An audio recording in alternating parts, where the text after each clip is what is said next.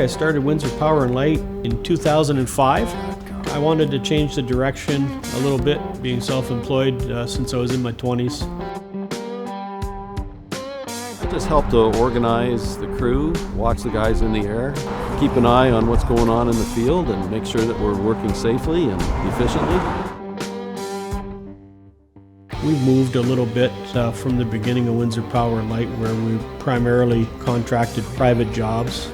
We've moved things into the public sector field, live line utility work, large-scale generation projects for private players, and a lot of underground utility work as well. We can do live line work on conductors up to 44 kV. We can do stick work, we can do rubber glove work. We know how to do switching to get high voltage circuits out and grounded so we can work on them with our bare hands. We want to inconvenience the customer as little as possible. So a lot of the time, customer don't even know we're there, and the operation don't even know we're there, and that's what we're aiming for. We're right here, a lot faster than other firms that do the same type of work.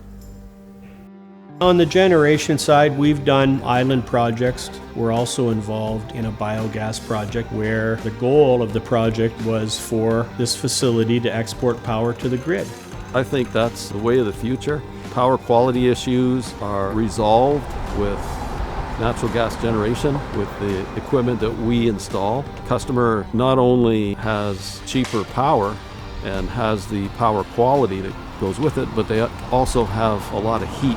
The capital returns are really good if they can utilize the heat as well as the power they generate off-grid. We do all the electrical work to connect these commercial, industrial installations. We're quite familiar with engineering and what's needed for the safe operation of generators and the electrical distribution involved. We've worked with Martin Energy a lot, and along with them, we try to develop our own projects. From the first meeting with potential client through the engineering process and the build process and the installation and commissioning. We try to stay on top of the project all the way through. The guys I'm working with have tremendous skills. We're very efficient. We have up-to-date equipment. All our safety equipment has been tested.